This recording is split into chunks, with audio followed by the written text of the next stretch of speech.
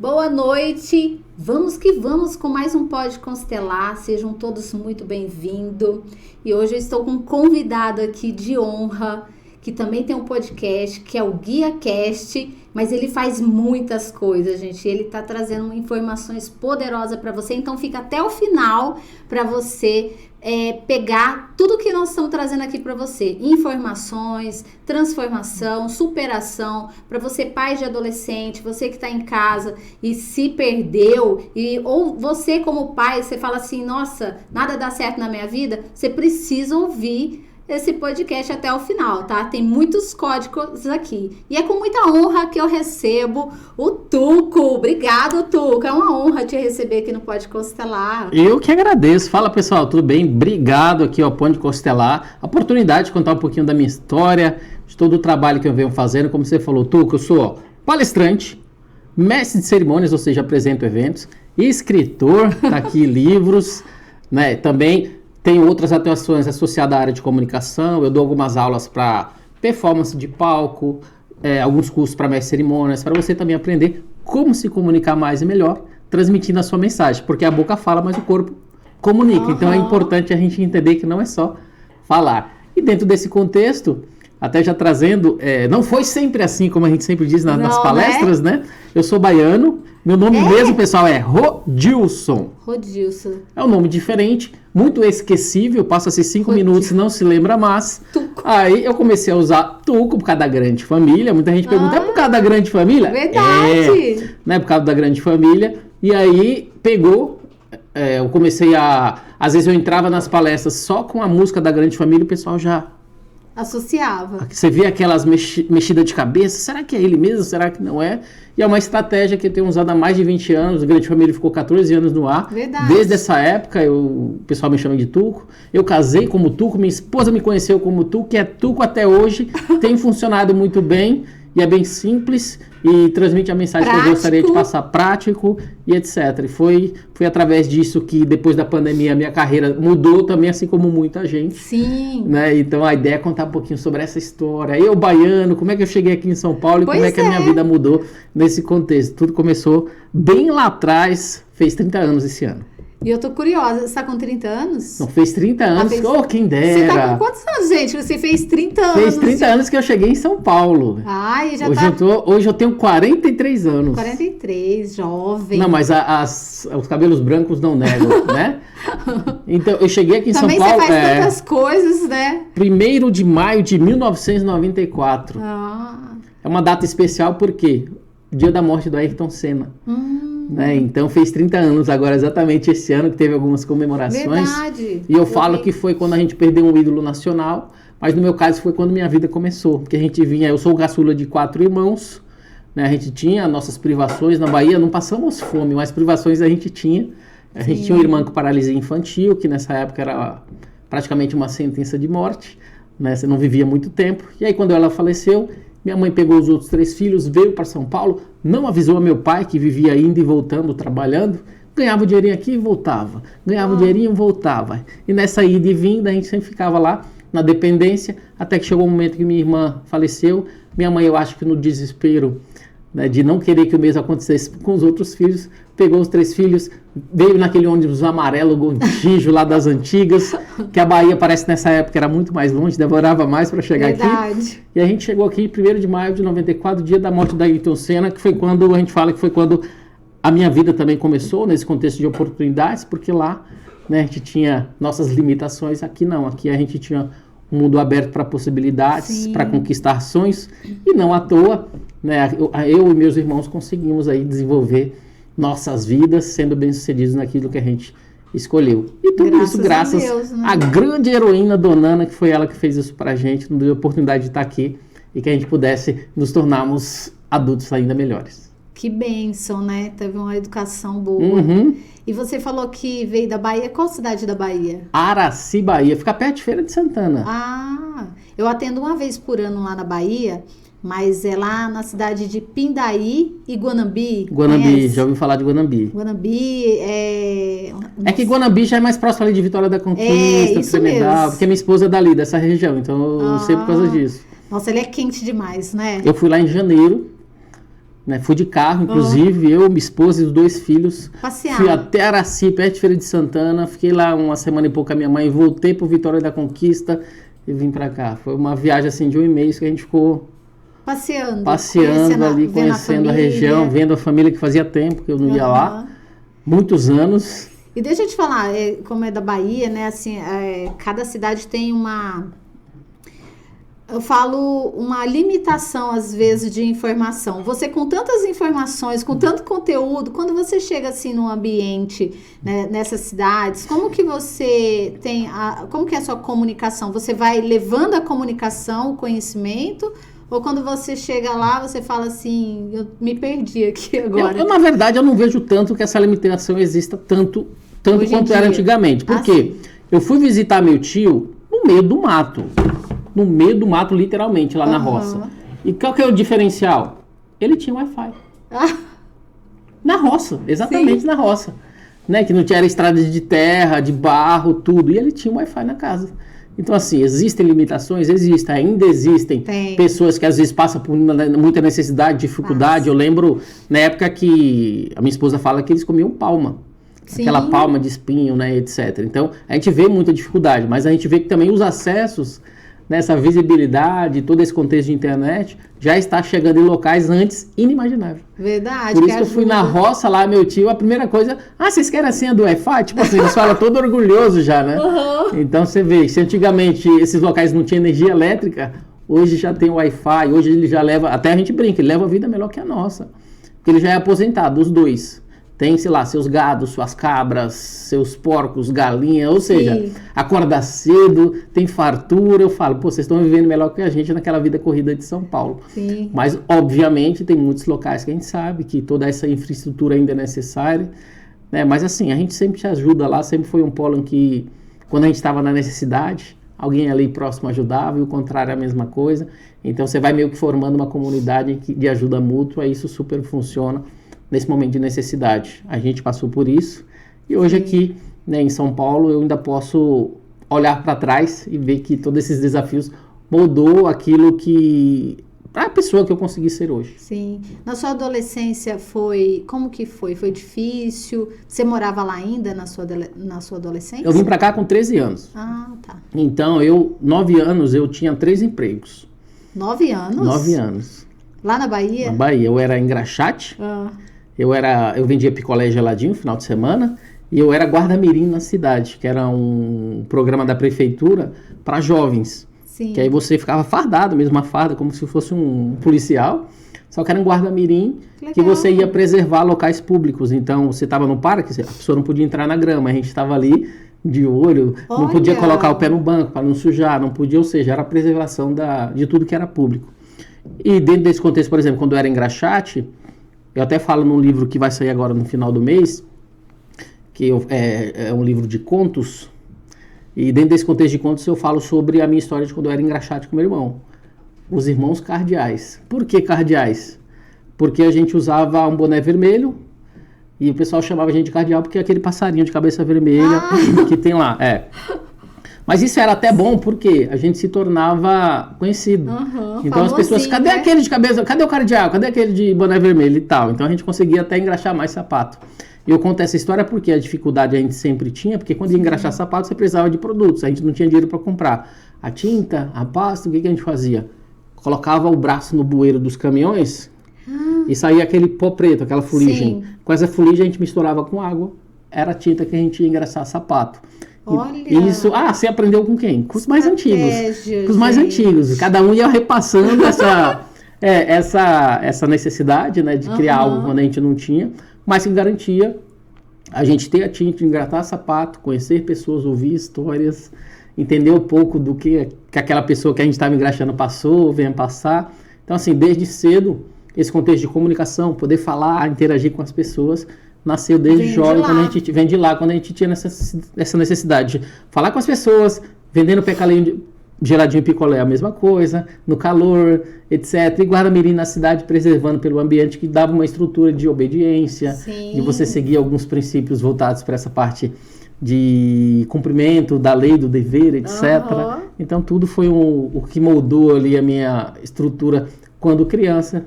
e que posteriormente, aí, quando adulto, eu sempre procurei colocar isso em prática. Não à toa, eu até brinco, que eu falo no livro, que eu nunca tirei uma nota vermelha, né? Eu tinha muito senso de responsabilidade de não querer ser uma carga para minha família, né? De querer ser alguém que realmente trouxesse orgulho, até porque, apesar das necessidades que todos nós passávamos, principalmente tendo uma irmã tetraplégica, né, que tinha paralisia infantil, nós tínhamos essa responsabilidade, além de conseguir um pouco de dinheiro, mas principalmente não trazer problemas. Sim. E com isso, eu e meu irmão, a gente sempre foi bom aluno, sempre foi alguém que procurou manter a paz e ser obediente. Nem sempre a gente conseguiu, que eu brigava bastante, né? Mas foi isso que moldou. E quando eu cheguei aqui em 1º de maio de 94, fui outras frentes, fui trabalhar como empacotador no Santa Luzia, ali da Alameda Lorena, que é um supermercado grande, bastante caixinha. Você já chegou trabalhar, trabalhando? etc. Já cheguei, a minha irmã, ela conhecia alguém que tinha acesso a esse supermercado, e é jovem mesmo, que trabalha fazendo empacotando, né, e tal. Então, ali, se eu não me engano, eu comecei lá com 14, fiquei até os 17. E para mim foi ótimo, porque assim, foi ali que eu garanti algumas caixinhas, foi ali que eu garanti um dinheirinho para poder comer o primeiro cachorro quente da minha vida, né, depois dos 13 anos. Porque você ajudava a sua família. Sempre ajudei a família. Eu, por exemplo, quando eu casei, eu já tinha uma casa alugada, eu já tinha algumas coisas, tudo veio do fruto desses trabalhos, que apesar de ter uma remuneração pequena, eu sempre tive cabeça suficiente para poder guardar, poder ter sonhos e poder juntar o que era devido sem me envolver, né, com o que o pessoal se envolvia, porque a gente foi morar no Jardim Jaqueline, que é ali atrás do Shopping Raposo Tavares, que é uma favelinha que tem ali. Sim. Né, entre aquelas vielas estreitas e tudo isso, foi ali que eu cresci. E ainda assim eu tinha a cabeça necessária para poder trabalhar, para poder estudar, para poder juntar ali o que era devido, para poder crescer e principalmente fazer por merecer o esforço que a minha mãe fez lá atrás, né? Então era obrigação. Você falou da favela, quer dizer, então ali tinha muito o quê? Tráfico de drogas? Tem tudo, né? Favela geralmente tem tudo. Ao mesmo tempo, você tem um contraste entre pessoas boas e pessoas ruins. Sim. Né? Entre coisas que acontecem ali dentro, que você é um morador, ninguém vai mexer com você, porque todo mundo te conhece. Sim. Às vezes você tá jogando bola com alguém que mexe com coisa errada, às vezes você tá vendo depois ele fazendo coisa errada, mas ele sabe quem é você, então quem tá lá dentro ali. Eles respeitam. Mas respeita, mas de qualquer forma é uma escolha. Sim. Você sempre está ali à mercê deles falarem, oferecer as coisas, você tem que escolher que lado você quer ir. Foi uma transição. E a gente sempre foi cabeça boa, assim, até porque a gente começou desde cedo, fazer de tudo, né, inclusive trabalhar, então a gente já tinha uma perspectiva um pouco diferente quando fomos buscar ali nosso sustento e ajudar a família. Eu achei muito interessante na hora que você falou, quando você estava lá na Bahia e você estava trabalhando para a prefeitura para poder as pessoas não pisar na grama, né? Para você ter regras ali, respeito, né? E isso te ajudou muito porque você também veio de uma família que tinha os princípios e valores da família.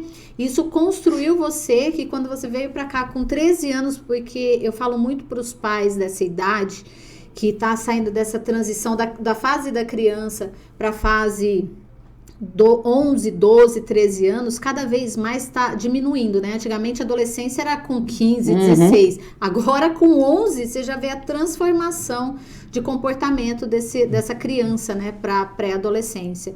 E com 13 anos, se você não tivesse essa estrutura toda, você acredita que poderia ter dado ruim aí? Provavelmente, porque assim, eu vi muitas pessoas, inclusive amigos meus que cresceram comigo, que morreram, né?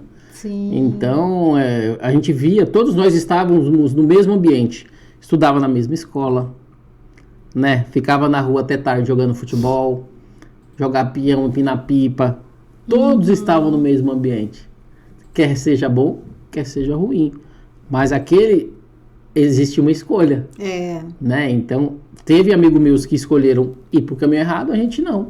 Eu e meu irmão, a gente sempre ficou mais em casa, eu nunca fui de ficar também na rua, me expondo a esse tipo de perigo, né? Então a gente sempre tinha outros afazeres e isso proporcionava a gente a estar ali seguro, porque já era algo que vinha desde cedo, né? Eu já cresci fazendo isso. Eu vi aqui no livro aqui do hábito, depois você vai falar um pouquinho dele, você vê, já tinha um hábito, né? De algo que já foi instalado bom na mente, de algo positivo. Não, até porque eu cresci lá onde a gente cresceu, a gente não tinha isso. Então, às vezes, você só ia para casa quando a mãe gritava, Rodilson, você ouvia bem alto, lá longe, minha mãe chamando, porque era hora de ir para casa. Então, não tinha essa de ficar, né, a gente ficava livre na rua, Sim. apesar das adversidades, das intempéries em relação às necessidades que a gente sempre teve.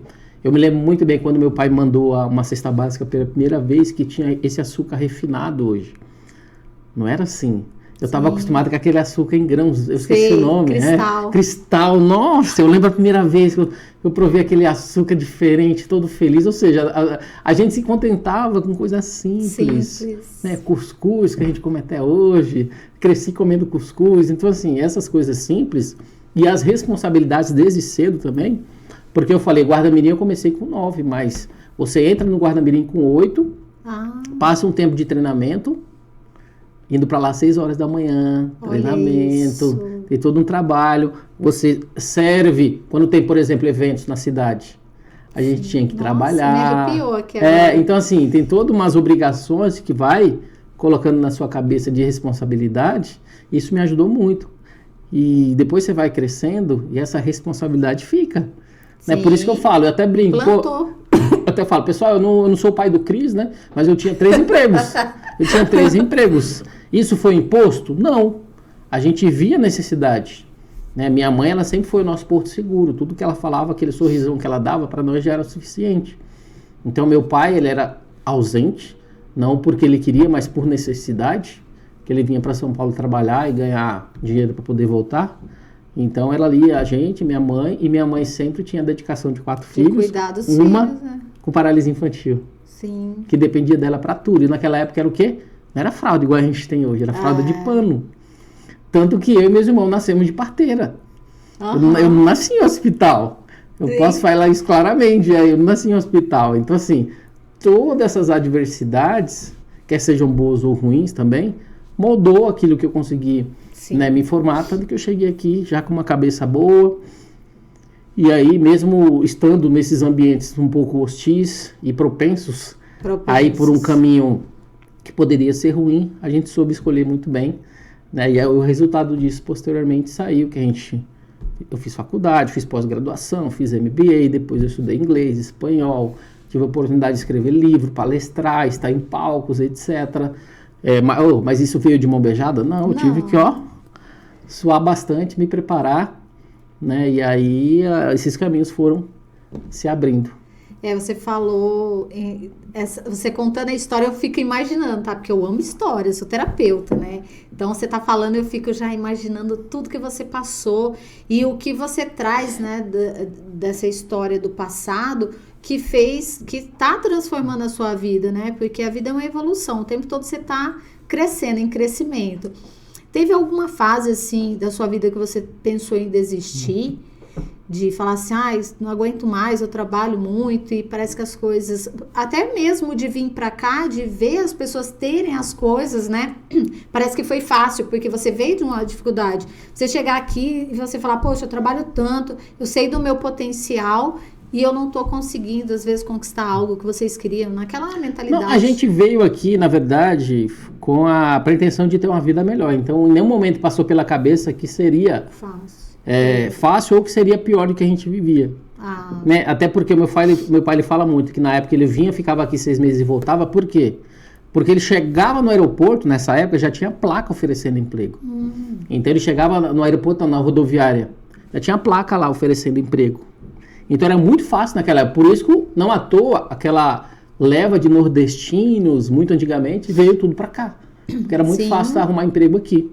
Então, nessa época que a gente veio também, não era difícil. Ainda estava numa época boa, 30 anos atrás, né, indústria a milhão, sempre tinha oportunidades. E no meu caso, eu comecei a trabalhar de empacotador, o meu outro irmão começou a trabalhar de office boy, minha irmã já trabalhava. Você imagina, a gente era totalmente dependente do meu pai. Quando a gente chegou aqui, era eu trabalhando, meu irmão trabalhando, a minha outra irmã mais velha trabalhando, minha mãe era faxineira, meu pai porteiro, todo mundo trabalhando. Sim. Né? Ou seja, o sonho que eu tinha de não precisar dividir um ovo em 3 pessoas já realizou assim que eu cheguei aqui. Então, e que eu te falei que eu tive a oportunidade de comer um cachorro quente. Nossa, bom demais. Então tudo era bom. Tudo era bom. E que aí, legal. E aí a gente começou essa jornada. Eu comecei a estudar e depois trabalhar, ou seja, fazia os dois, coisas Sim. aí que eu não fazia antes, mas trabalhar e estudar. E aí eu comecei a trabalhar na metalúrgica.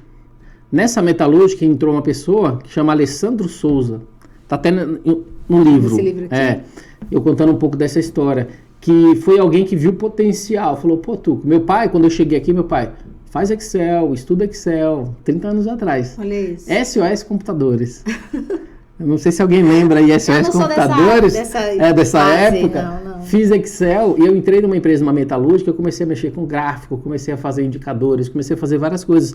Apesar de ser uma metalúrgica operacional, que eu via muita gente perdendo o dedo, perdendo mão, porque as prensas antigamente, lá era prensa, solda, pintura, usinagem.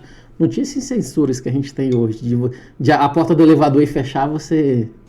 Antigamente isso não existia. Tinha que abrir assim. Antigamente isso não existia. Lá...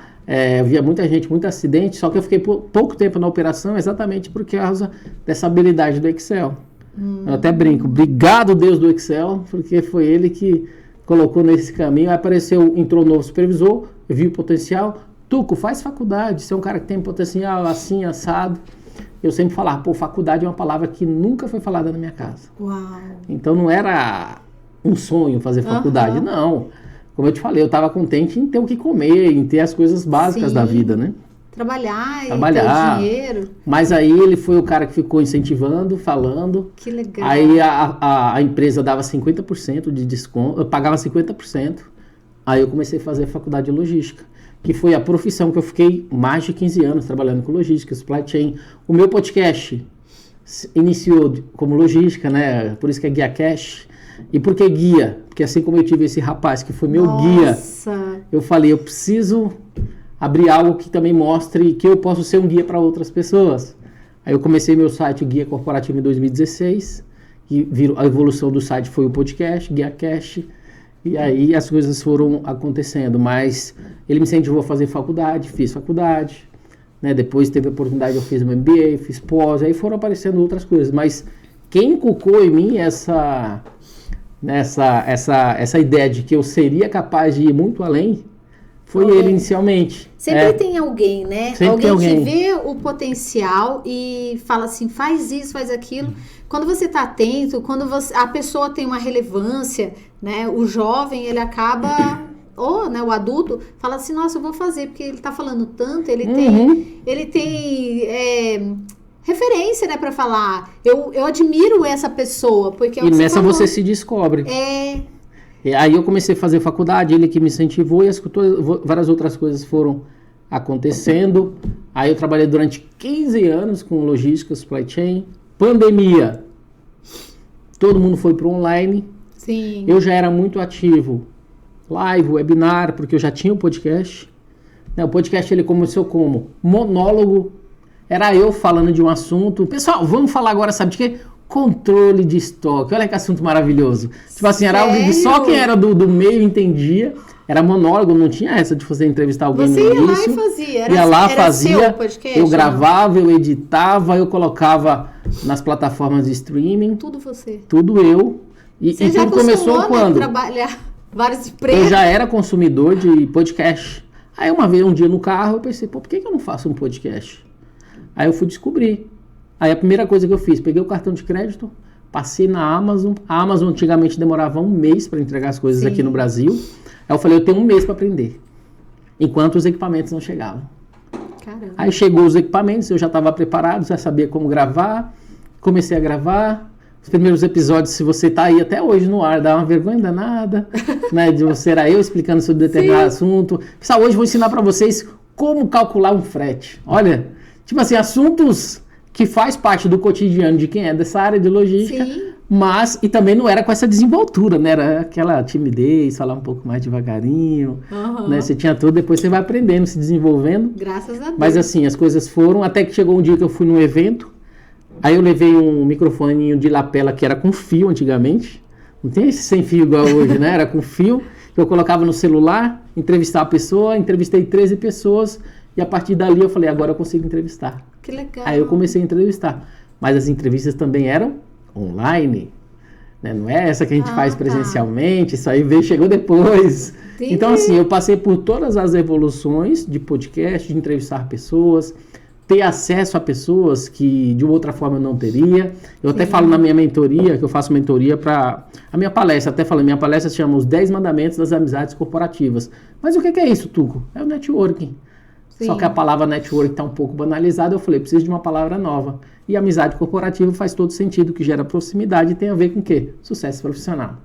Então, nessa minha palestra e na mentoria que eu faço, eu falo para as pessoas que você tem que ter duas coisas para você se tornar um super conector. Atração, podcast, porque você conhece pessoas, traz pessoas até você, mostra o seu trabalho, conhece o trabalho dos outros e automaticamente surgem oportunidades de negócio. Sim. E doação, atração e doação. A doação, no meu caso, o que é que eu faço? Eu sempre me coloco à disposição para estar em eventos fazendo entrevistas. Né, entrevistando palestrantes, participantes, patrocinadores, gerando conteúdo, ajudando o evento a ter mais visibilidade e automaticamente eu conheço também pessoas, network. Então eu falo atração e doação. Sempre que você faz isso, você acaba se tornando um expert da construção de relacionamentos, das amizades corporativas. Você pega esses vídeos e você coloca no seu canal? Sempre eu falo sobre isso também. Você pega, por exemplo, você vai entrevistar alguém, você pega ali o que você gravou da entrevista e coloca no seu canal do podcast? Eu gravo, igual a gente está fazendo agora. Depois se precisar fazer alguma edição, depois eu lanço ele como se fosse ao vivo. É inédito no caso, né? LinkedIn, YouTube e Facebook. Aí você usa os cortes, você faz os cortes. Eu uso o que dá pra usar. Tudo é você que faz? Tudo sou eu que faço. Caramba, né? Você traz muitas informações aqui para as pessoas. Até você falou para mim uma vez, num evento, eu tava falando com você, da frequência. Você falou assim, o que garante que vai dar certo é a frequência. E eu vejo você falando agora, tudo foi frequência. Frequência. E também não desanimar. Eu vejo que você tem uma alegria no que você fala, sabe? Não tem medo, não tem desânimo. Só vou fazer. E tudo é melhor, né? Se você ver tem que começar. Tudo vai melhorando. Se eu não tivesse me desafiado para passar o cartão de crédito e começado a fazer, isso nunca teria acontecido. Então, assim, é sempre se desafiar. Quando eu fui no evento que eu comecei a entrevistar pessoas, você fica com aquele medo na barriga.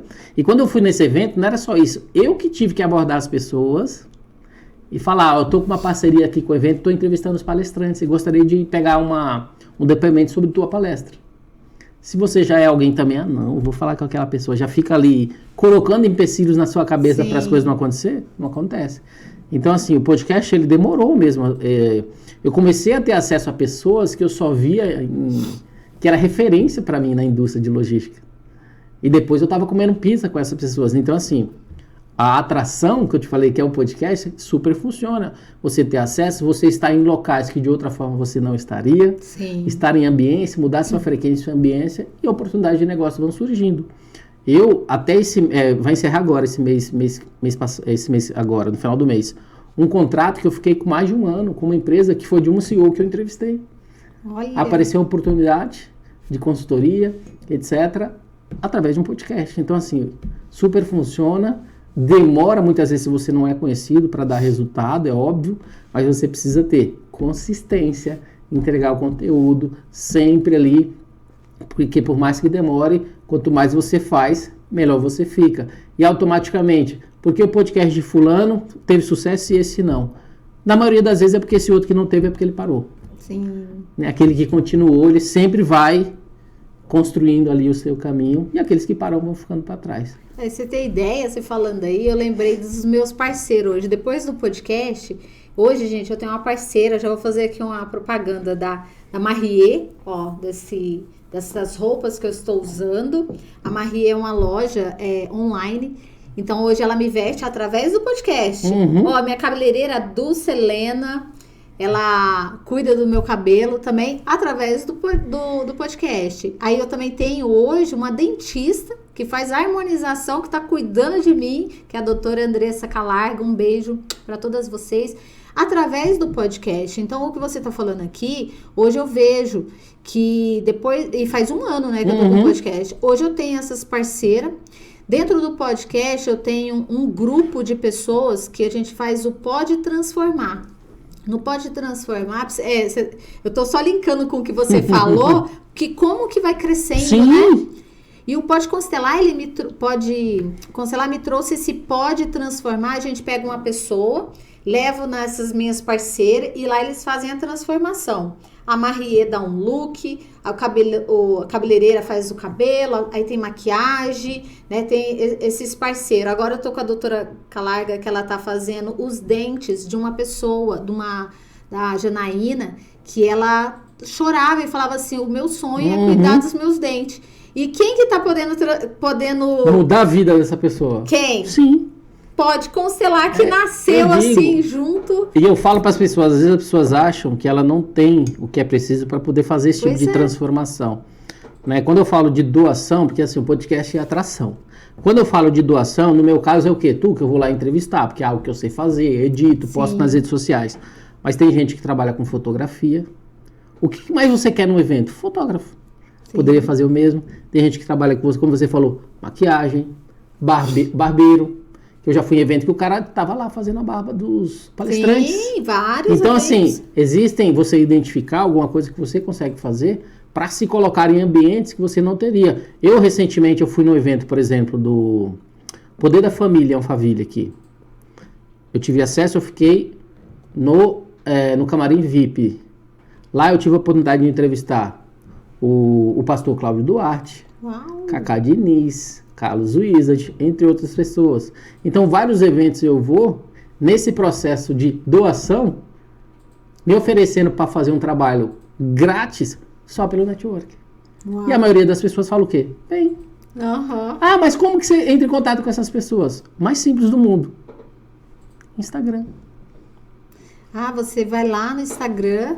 Aí, gente, já simples pega, assim. Até eu já depois pega esse corte aí, ó. Simples assim. Eu vou lá no Instagram, tudo bem, eu sou o Tuco, eu trabalho com network, palestro sobre network, e só pelo network eu gostaria de me colocar à disposição para estar no seu evento, entrevistando palestrantes, participantes e patrocinadores. Tenho certeza que isso vai ajudar a potencializar mais a mensagem que você gostaria de passar, divulgar o teu evento. E outra coisa, eu não cobro nada, é só pelo network. Um monte de gente fala o quê? E você fala, e é pelo a mensagem network, é assim, só pelo network, eu não cobro nada. Automaticamente, eu me coloco em locais que eu não teria acesso, muitas vezes, R$3.000, R$4.000 o ingresso, eu vou de quê? De graça. Sim. E tenho acesso à área VIP. Uau. E como que eu retribuo isso? Fazendo entrevista, gerando conteúdo, postando nas redes sociais, marcando essas pessoas, divulgando o evento. E na hora das vezes, sabe o que já aconteceu? O que inclusive vai acontecer esse ano? Eles me convidam no próximo ano. E já aconteceu muitas vezes, por exemplo, eu vou estar hoje, agora em julho vai ter a Expo Empreendedor. O ano passado eu fui na Expo Empreendedor entrevistando. Esse ano ele falou, Tuco, eu vou montar um podcast, eu quero você entrevistando os palestrantes. Que maravilha. Ou seja, de um processo de doação, virou agora uma oportunidade em que eu vou estar lá entrevistando Carol Pfeiffer, Shark Tank, o João Branco, Stanley Bittar e várias outras pessoas que vão estar no evento. Então é assim, é você semear para você colher. Exato. É você dar para você receber. Né? Então nesse contexto, é por isso que na minha palestra eu falo sobre isso. O poder das amizades corporativas, que é o network, os 10 mandamentos. E nesse mandamento eu falo, o primeiro mandamento é network with God, conectado com Deus. Então eu falo da importância também da gente ter essa conexão com Deus, da gente entender que quanto mais você ajuda as outras pessoas a realizar os sonhos delas, mais próximo você vai estar de realizar seus próprios sonhos. Então é dar e receber. E pelas coisas boas que você faz, Deus te apresenta os amigos deles. Né? Os amigos deles. Então é importante. E aí, nesse contexto de palestra, apareceu essa oportunidade de eu fazer palestra, eu comecei a palestrar. Depois apareceu a oportunidade de apresentar eventos, estar em grandes palcos, me colocar à disposição, eu faço isso também. Ou seja, aumentou a doação. Às vezes eu me ofereço para estar em eventos, para apresentar o evento. Isso me dá o quê? Visibilidade, me traz o quê? Experiência. Sim. E eu não cobro nada, faço só pelo network também. Por quê? Porque ele está me doando com essa oportunidade de ter palco e experiência, eu dou com ele fazendo o melhor trabalho que eu puder. Então foi aumentando um pouco esse leque.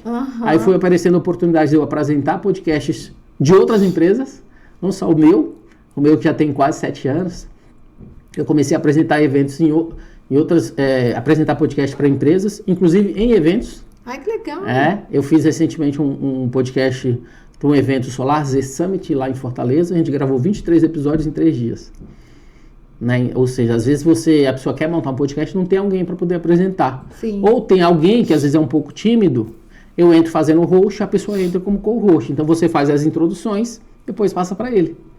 Aí você começa aí eu comecei a fazer isso também. Então foi abrindo várias portas esse processo, e a última delas foi a oportunidade de fazer livro.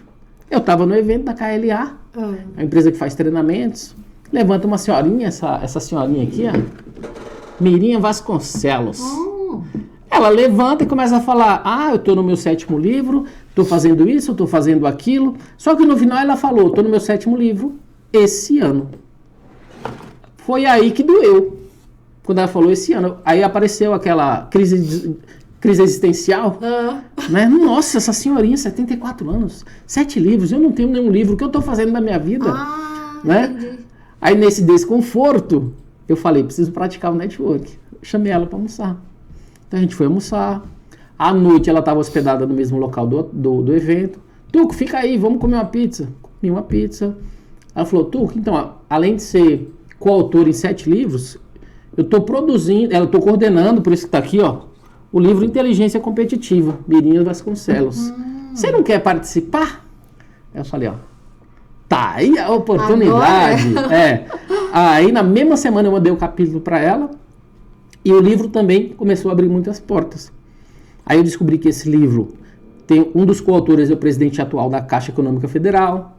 Aí a gente teve a oportunidade de fazer o lançamento em Brasília, por causa dele, a gente fez no Teatro Brasília.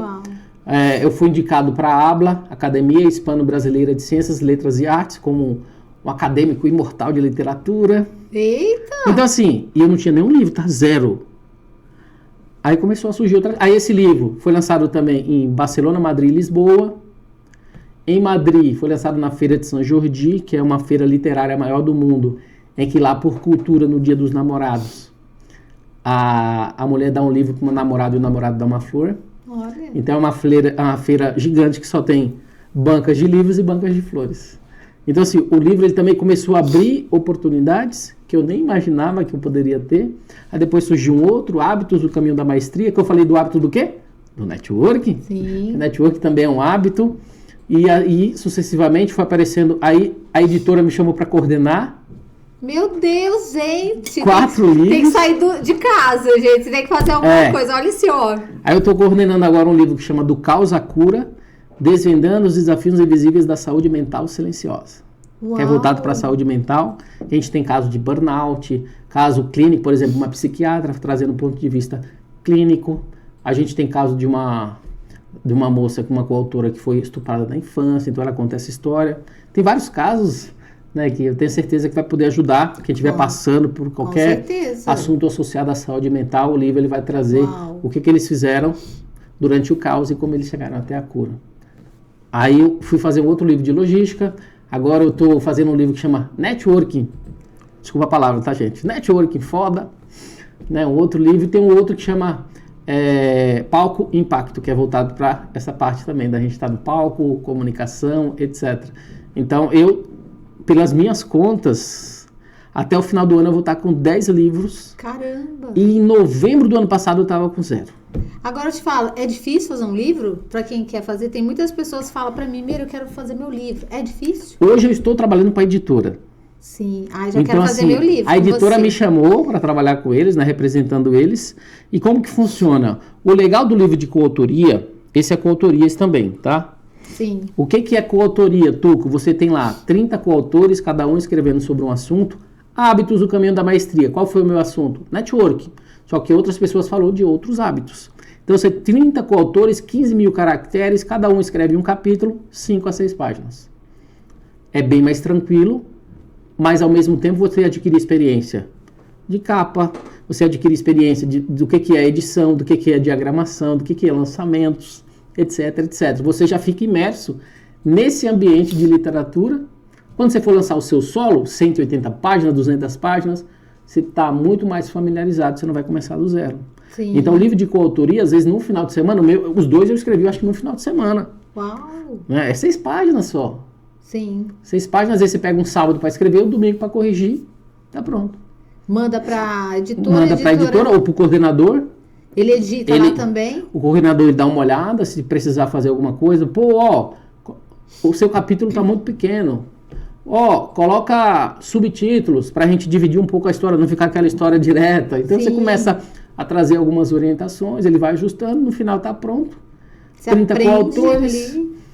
O coordenador já está negociando lá com a editora sobre a capa, como é que ficou a capa, e assim, assado. Você começa a se familiarizar com esse ambiente. Sim. O meu mesmo solo eu estou escrevendo, eu estou na página 50 ainda, eu preciso escrever mais, no mínimo 150 ali.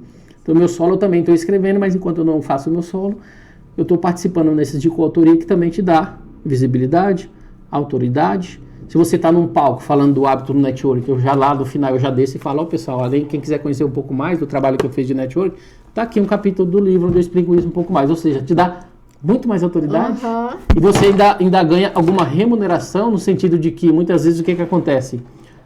Um livro, quando você compra da editora, você compra num valor bem mais baixo. Depois você revende ele com um valor melhor. Ou seja, se torna também uma fonte de renda. Sim. Né? Numa editora, dependendo, você compra um livro por R$22, R$23, R$24, você revende, dependendo do evento, por R$69,90, R$79,90, R$89,90, depende.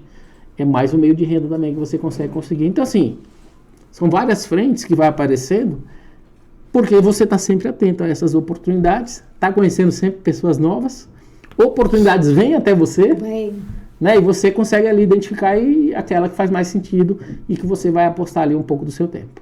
E outra coisa também que você falou que é o transbordo, né? A pessoa vai ler, ela pega ali algo que é para ela, transforma a vida dela, ela fica feliz, leva energia positiva para você. Então, assim, é uma troca.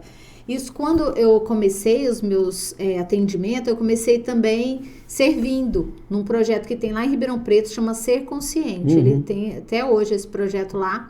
Eu comecei a atender gratuitamente. Toda vez que eu atendia gratuito, acontecia algo bom. Toda vez que eu estava num ambiente, acontecia algo. Aí vinha a palestra, Meire, faz uma palestra comigo. Aí eu, no começo, né, daquela dor na barriga, parece que ia passar mal. Eu falei, mas eu vou. E aí foi acontecendo várias coisas. E você estava contando a sua história e tudo isso mostra, né, que nunca é fácil, né? Sempre é algo novo. Para mim também foi a mesma coisa. Sempre é algo novo. E algo novo bom. Sempre é algo novo bom. É uma evolução. Tem que se manter em movimento. Se não sair daquela escada, eu falo assim para os meus clientes, é como subir uma escada, você está subindo. Chegou um momento ali, eu cansei, não quero mais, pronto, acabou, não vai ver o extraordinário, que quanto mais a gente sobe, mais a gente consegue ver, né?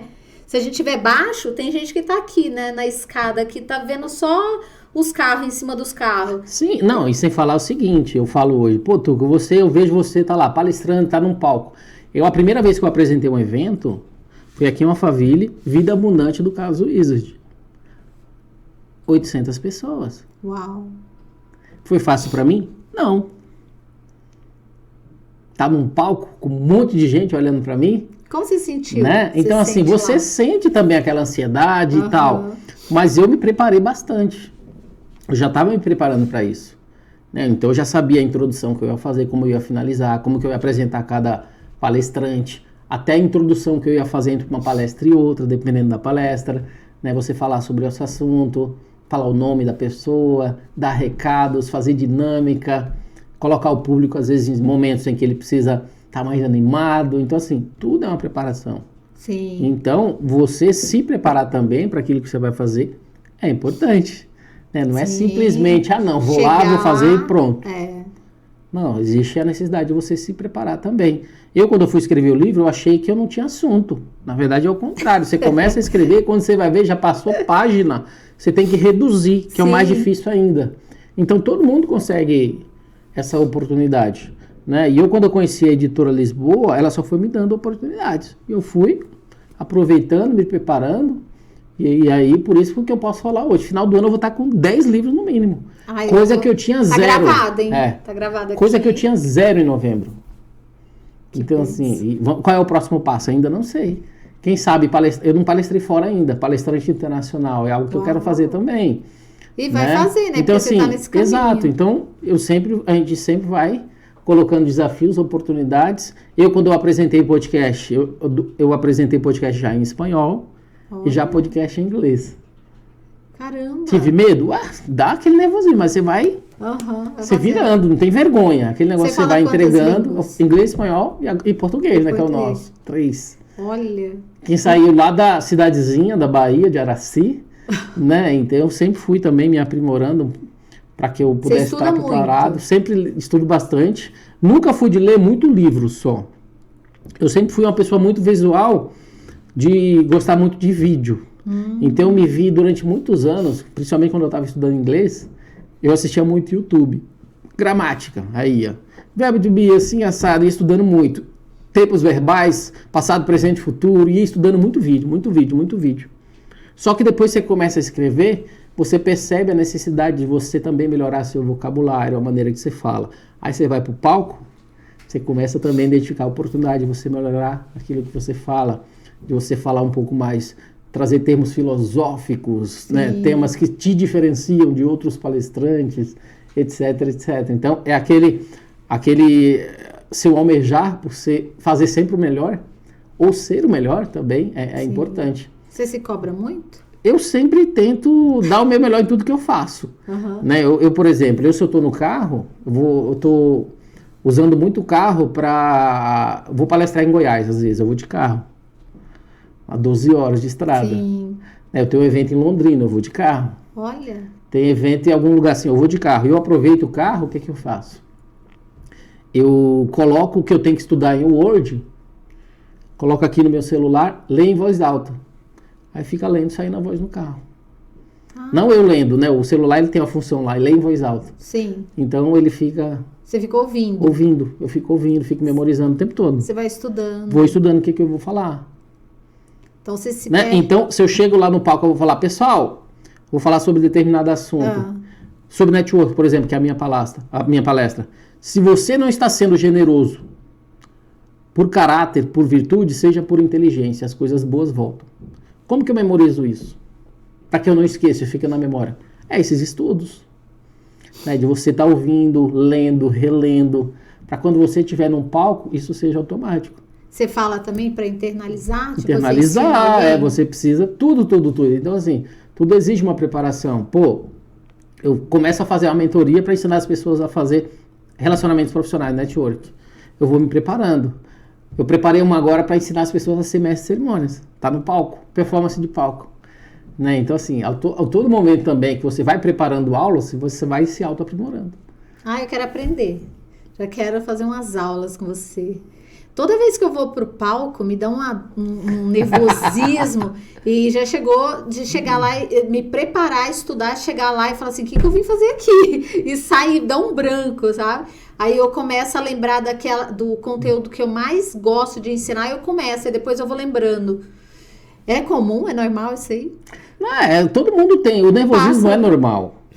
Né? Dá um medo, né? Você ficar nervoso. É importante, porque eu sempre falo, às vezes até uma dica. Eu que apresento eventos. Eu chego no evento antes. Eu gosto de receber as pessoas, conhecer, saber o nome. Que gera uma... Porque se eu tô no palco e eu esqueço alguma coisa, eu interajo com você. Pessoal, eu cheguei aqui agora há pouco, eu conversei com a pessoa tal. Eu mudo de assunto. Boa dica. Aí depois vem o assunto na minha cabeça. Então, assim, essa interação é importante. Não é só você ficar no palco. Eu desço muito do palco, às vezes, né, para poder interagir com o público, etc. Põe uma música, a gente dança. Então, eu sou aquela pessoa que eu gosto de... Você não tá querendo ficar em pé, né? Não quer aparecer. Então, assim, essa parte de palco é importante a gente sempre fazer essas interações, mas a preparação é essencial. Né? Você lembrar daquilo que você vai falar. Sempre que eu vou no palco, eu sei como que eu vou começar, como que eu vou terminar. Né? As apresentações dos palestrantes, eu falo que não é... Ler biografia não é apresentação. A apresentação é diferente. Né? Até porque é a obrigação do mestre de cerimônia mostrar a autoridade do palestrante. Se o palestrante ele chega lá, eu fiz isso, eu ganhei tantos milhões, assim, assado, ele começa a falar os feitos dele, a plateia acha que ele é arrogante. Se é o mestre de cerimônias, e agora para vocês, ele que fez isso, ajuda a interagir comigo, toda vez que eu falar assim, você, vamos lá, tal. Todo mundo entra no pique, o clima aumenta, eu transformo o cara numa autoridade, quando ele vai falar, é outra coisa. Uau. Né? Então, assim, a coisa básica. Eu tô lá, mestre de cerimônias, vou te entregar o microfone, já te apresentei. Muita gente entrega o microfone e não fala nada. Eu sempre falo, Verdade. O microfone já tá ligado. Por quê? Aí o cara vem aqui, tec. Começa, não tem som. Aí atrapalha todo o fluxo. Aí todo mundo fica olhando, né? Todo mundo fica olhando, ô produção, tal. Quando foi ele que às vezes mexeu onde não devia e tal. Não, eu já entrego ligado e aviso. Já tá ligado, só falar. Então, assim, são coisas básicas, né, que às vezes a gente não tem noção, mas o mestre de cerimônia, quanto mais ele passa desapercebido, melhor. Quer dizer que ele fez o trabalho que ele tinha que fazer, enalteceu o evento, que eu acho que é a obrigação, que ele tá lá, né, entregou o que tinha que entregar e ninguém nem percebeu. Ele não foi um gargalo. Né? Eu vejo eventos que o próprio mestre de cerimônia às vezes é um gargalo. Né? Ele quer aparecer mais do que evento, ele quer falar demais, não quer ser breve.